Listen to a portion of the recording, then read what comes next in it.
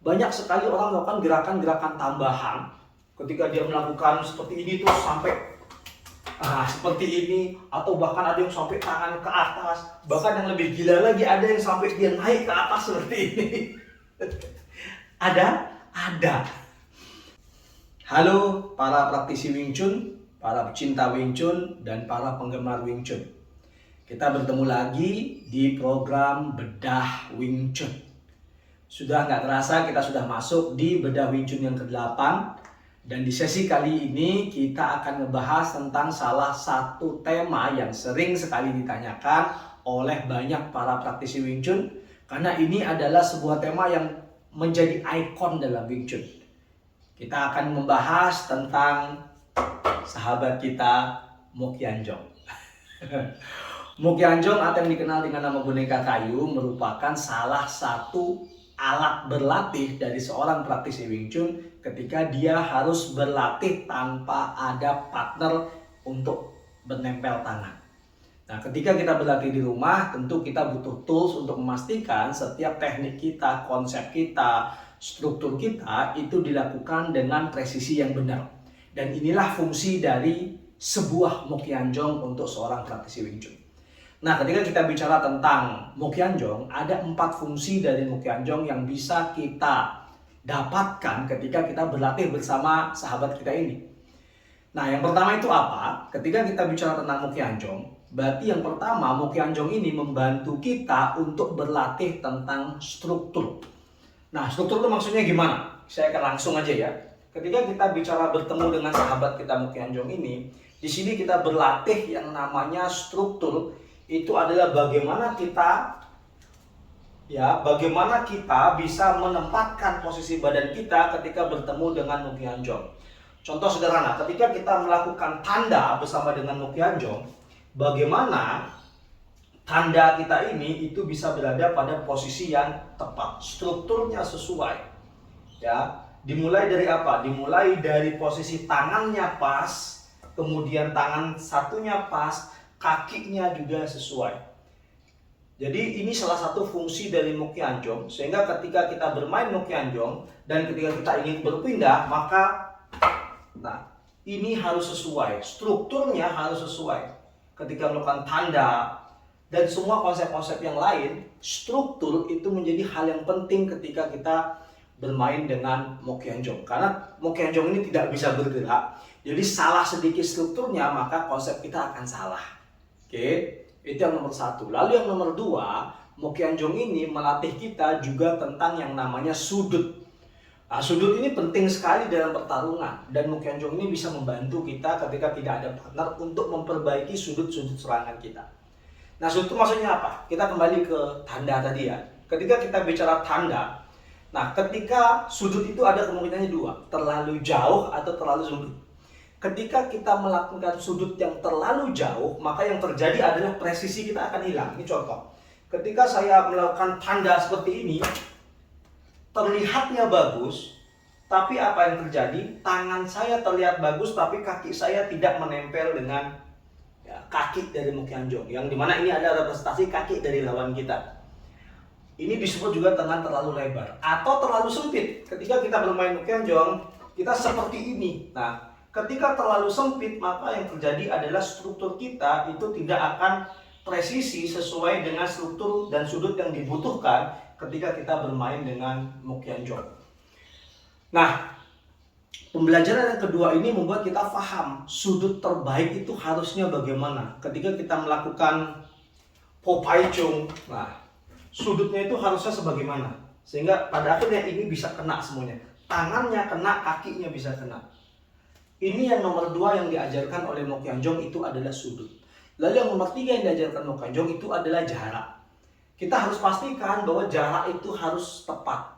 Dalam bertarung Wing Chun, jarak itu kadang bisa segini, kadang bisa harus segini. Contoh paling sederhana adalah ketika kita melakukan Po Pai Chung di sini, ketika saya harus mengambil seperti ini, nah ini saya posisinya dia harus masuk. Ketika saya melakukan seperti ini atau seperti ini dia posisi saya harus masuk. Karena ini ada tujuannya tersendiri ketika kita bermain Mook Yan Jong. Jadi Mook Yan Jong itu mengajarkan kita juga tentang bagaimana mengatur jarak ketika berhadapan dengan lawan. Dan yang nomor 4, fungsi dari Mokyang-jong itu adalah melatih yang namanya Linshu Daida. Bertahan dan menyerang terjadi dalam satu ketukan atau satu irama. Sifu sering sampaikan kepada saya, untuk menilai Mokyang-jong orang itu benar atau salah, dengar saja irama ketukannya. Kalau irama ketukannya dia tek tek tek tek, contoh kayak ini. Irama ketukannya seperti ini. Ini berarti dia sedang melakukan Mokyang-jong yang salah. Ketika kita bicara Linshu Daida, ketukan ketika bermain Mokyang-jong itu harus berada dalam satu ketukan. Sehingga pada akhirnya ketika ketukan itu dilakukan, maka orang hanya menekannya ketukannya satu. Tok, tok, tok, tok. Dengan ritme dan irama yang stabil. Oke. Setelah kita tahu 4 fungsi dari kita berlatih Mokyang-jong, sekarang saya akan berikan kepada teman-teman 3 kesalahan yang paling sering dilakukan oleh para praktisi Wing Chun ketika melakukan yang namanya Mokyang-jong. Yang nomor 1, kesalahannya adalah bahwa mereka menganggap bahwa Mokyang-jong itu harus dilakukan dengan cepat. Jadi bahasanya speed is everything gitu ya. Jadi ketika kita melakukan Mokyang-jong sebenarnya tidak perlu cepat-cepat ya, tidak perlu sampai seperti itu. Jadi ketika kita melakukan Mokyang-jong, karena ini bukan tes cepat-cepatan, maka melakukan Mokyang-jong dengan cepat ya, dan menilai bahwa cepat itu adalah bagus adalah counterproductive dengan fungsi dari melakukan Mokyang-jong, which is 4 hal tadi. Nah, lalu yang nomor 2, kesalahan dalam melakukan Mokyang-jong itu adalah keras-kerasan, mukulin tangan Mokyang-jong. Wah, ini sering sekali dilakukan ya. Bahkan ada sebagian praktisi Wing Chun yang sangat bangga dengan birunya tangannya ketika bermain Mokyang-jong. Justru ketika saya berlatih Mokyang-jong bersama Sifu David Peterson, ketika tangan saya biru-biru atau merah-merah, justru beliau akan mengatakan bahwa apa yang saya lakukan itu salah. Bermain Mokyang-jong itu tidak menghantam tangan itu ke seperti ini. Karena kalau kita menghantam tangan ke kayu, jelas pasti yang kalah itu tangan kita. Karena ini kayunya keras. Jadi kalau Sifu sering bilang, sayangilah tangan Anda. Bahwa jangan menghantamkan tangan kita kepada Mokyang-jong. Karena dalam fight pun, Wing Chun fight secara struktur, kita tidak pernah tangan melawan tangan, adu tangan dalam melakukan sesi fighting. Jadi buat apa menghantamkan tangan ke tangan Mokyang-jong ketika sesi Mokyang-jong? Jadi itu tidak ada manfaatnya sama sekali. Dan yang nomor 3 yang terakhir itu adalah membuat gerakan yang memang tidak bisa atau tidak real dilakukan dalam pertarungan. Jadi ketika berlatih Mokyang-jong ini, kita harus memperlakukan Mokyang-jong itu as if ya, seperti kita melakukan real fight. Jadi setiap gerakan itu ada ceritanya. Banyak sekali orang melakukan gerakan-gerakan tambahan.